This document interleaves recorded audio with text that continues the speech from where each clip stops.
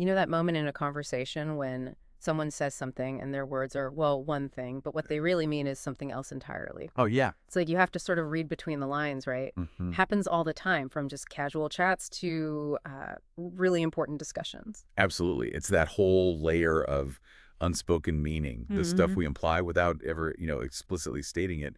It's just a huge part of how we communicate.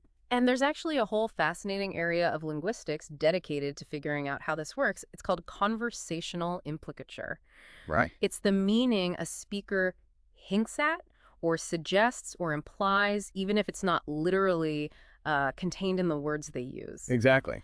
And today we're doing a deep dive into a study that didn't just theorize about this, but actually looked at how conversational implicature and sometimes the deliberate bending of communication rules shows up in real everyday conversations. Yeah, our mission really is to unpack this idea, understand the sort of foundational theory behind it, dig into what a recent study found by analyzing actual daily talk, Mm. and really see what it reveals about the subtle, kind of complex ways we communicate every single day. Oh, I see. So let's unpack this concept then. Where does this idea even come from? Well, the concept of conversational implicature, it really traces back to the philosopher H.P. Grice, back in the late 1960s and 70s, in his really influential work, Logic and Conversation. Okay.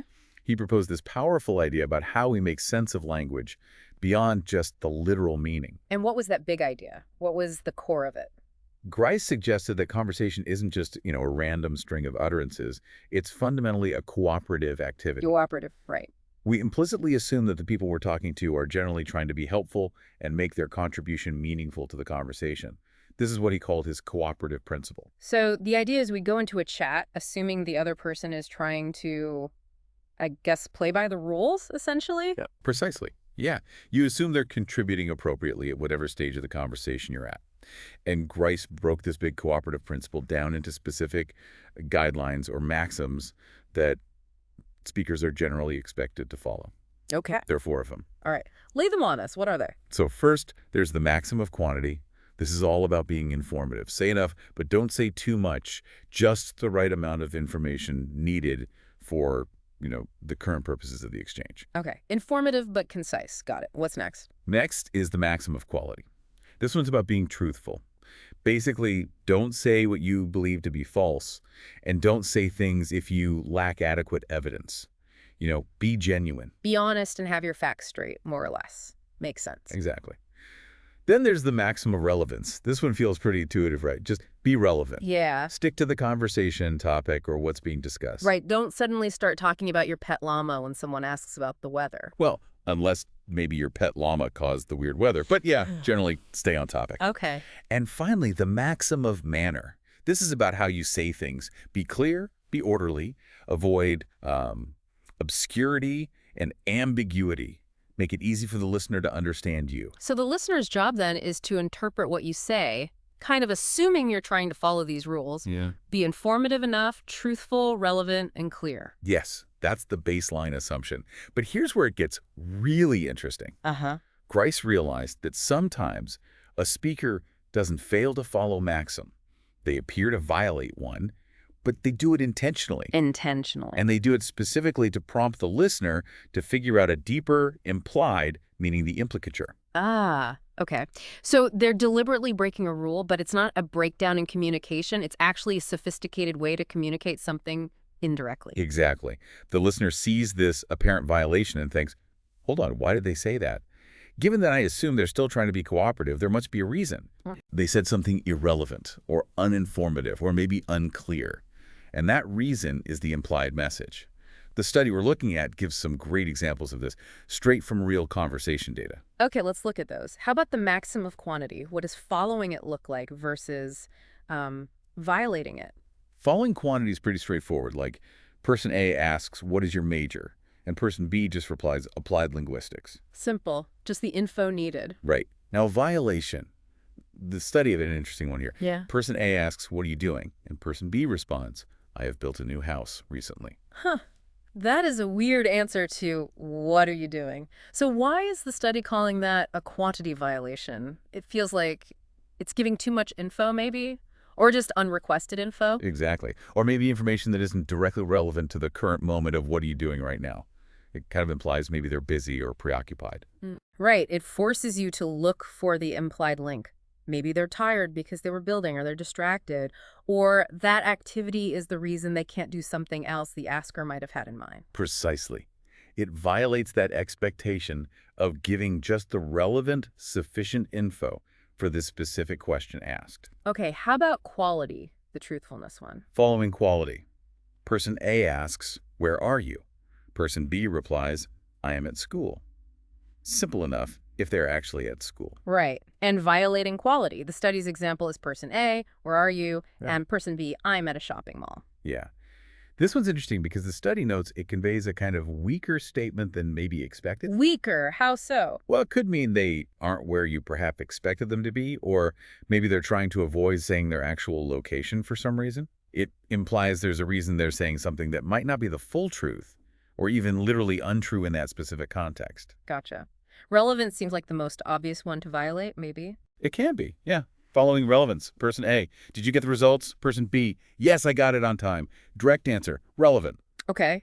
And the violation example they gave. Person A, did you get the results? Person B, your voice is good. Whoa. Yeah, that's clearly irrelevant. But you automatically start thinking, okay, why did they suddenly pivot to my voice? Right. Maybe they're nervous about the results, trying to avoid the topic. Maybe they're trying to flatter me before giving bad news. Irrelevance itself signals something else is going on. Exactly. The irrelevance is the message, in a way. Fascinating. Okay, finally, manner being clear. So, following manner. Person A, how old are you? Person B, I am 46 years old. Clear, direct, no ambiguity. Straightforward. And violating manner. Person A, how old are you? Person B, I am still working. Ah. Yeah, that response definitely introduces ambiguity. Still working doesn't give you an age. What does it imply? Right. Maybe they think their age is irrelevant because they're defined by their work. Maybe they're older than you might expect. And bringing up work is a way to deflect or sort of justify it. The lack of clarity forces you to infer something. So these apparent rule-breaking moments are actually pretty sophisticated communication tactics. The listener does this kind of pragmatic detective work to figure out the implication. Exactly. Now, the study we're looking at, it actually classifies these implied meanings, these conversational implicatures, into different types, right? Yes, it does, because not all implicatures are created equal. They looked at three main types. First, there's generalized conversational implicature, or GCI. Okay, what makes an implicature generalized? These are inferences that tend to arise sort of by default, usually regardless of the specific context. They're kind of standard interpretations unless something overrides them. Okay. The source gives this example. Person A says, I couldn't see you, and person B replies, I had been shopping with my kid. The GCI here is that person B was likely at the shops at some point during the period relevant to A not being able to see them. A pretty automatic connection you'd probably make. Okay, so it's the standard interpretation unless you're told otherwise. What's the next type then? That would be particularized conversational implicature, or PCI. Now, these are the ones that heavily rely on specific context. Ah. If you don't know the particular situation, you probably won't get the implied meaning. So this is the real reading between the lines where the lines in the whole situation matter equally. Exactly right. The example from the source is perfect for this. Person A asks, are you going to visit person B tonight? And person B says, I have to take care of my kids. Okay, on its own, I have to take care of my kids is just a statement of fact. But in the context of being asked to visit someone tonight, the PCI is crystal clear. No, I cannot visit person B tonight because I have this conflicting obligation. Precisely. That meaning is entirely dependent on the question that came right before it. That's why it's sometimes called ad hoc implicature. It's generated just for that specific moment. Makes sense. And the third type? Scalar implicature, or SI. These come from using terms that exist on some kind of scale of values.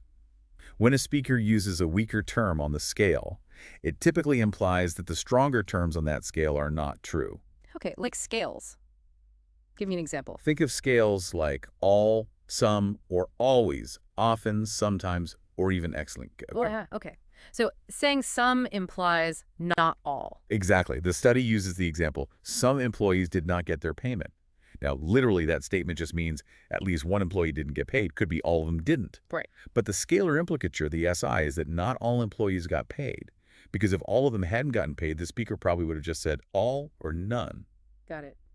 Choosing the weaker term excludes the stronger ones on that scale. Yes. Another example from the source, person A asks, did you meet person C? And person B replies, person C often visits the shopping mall. Okay, using often Implies that person C doesn't always visit the shopping mall. Or there's another one, do you have a car? And the response is, I drive many cars.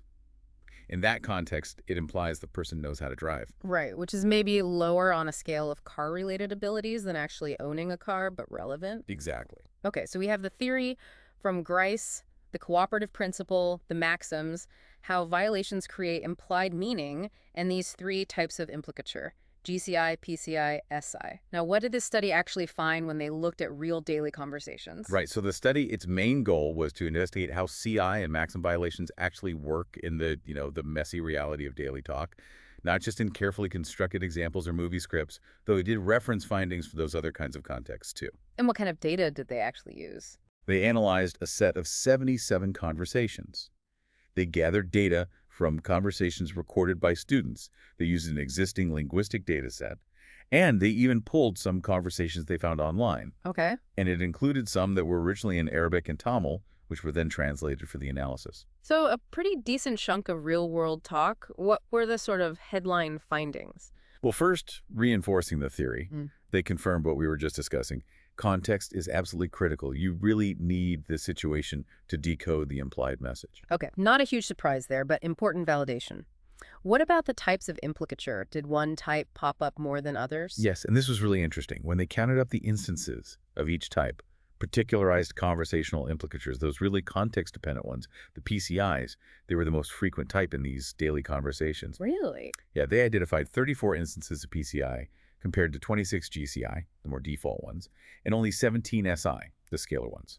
Wait, hold on. So the subtle, highly specific reading between the lines that depends entirely on that exact moment and that specific context. That's actually the most common way we imply meaning in daily talk. Seems like it, yeah.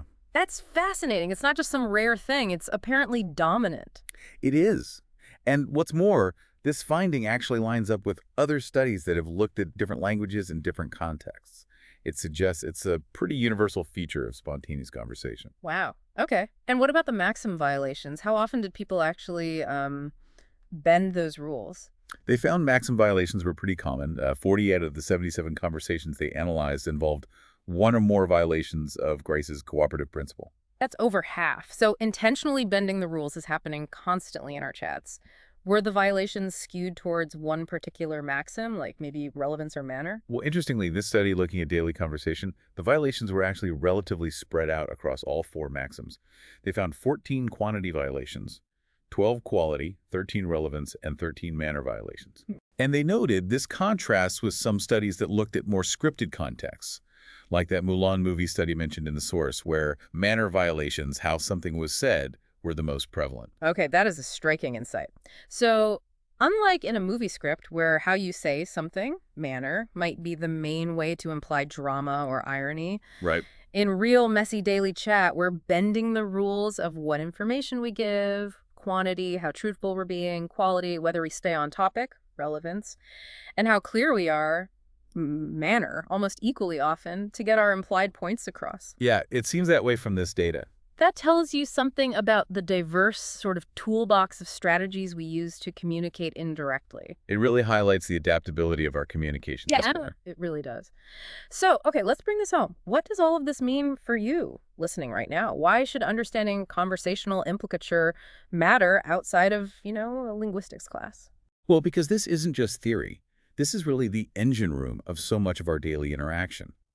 Understanding conversational implicature helps you become a much better listener. How so? You just get better at decoding the real message behind someone's words, especially when they aren't being completely direct. You pick up on the nuances. And presumably, it makes you a more effective communicator yourself, too. Absolutely. When you understand how implied meaning works, you can use it more strategically yourself, maybe to be more subtle or more polite, or sometimes just more efficient in your own conversations. Right. It makes you more sensitive, more attuned to those subtle signals happening all around you in conversation. Yeah, and as the source study notes, this ability we have to rely on shared understanding and context to imply meaning. Yeah. It's absolutely essential for communication to be truly collaborative and, frankly, efficient. We convey so much more than just the dictionary definitions of our words. So we've taken quite the deep dive today into the world of conversational implicature, that powerful unsaid meaning that often lurks just beneath the surface of our words. We explored its roots in Grice's cooperative principle and his four maxims. Quantity, quality, relevance, manner. Right. We saw how intentionally violating those maxims is often a deliberate strategy to actually create meaning, not destroy it. Yeah. We categorized the different types into generalized, particularized, and scalar implicatures. GCI, PCI, SI. And finally, we looked at what a study of real, everyday conversations tells us, that those context-heavy PCIs are surprisingly common, and that we bend the rules across all the maxims pretty frequently to get our point across indirectly. So here's maybe a final thought to chew on. If so much of our daily communication really relies on understanding what's implied through context and the subtle rule bending, rather than just what's explicitly stated, Yeah. think about how much meaning you might be missing if you only ever listen to the literal words themselves. Just consider that constant dance of implication happening every time you talk to someone, and how much amazing work your brain is doing, mostly unconsciously, just to keep up.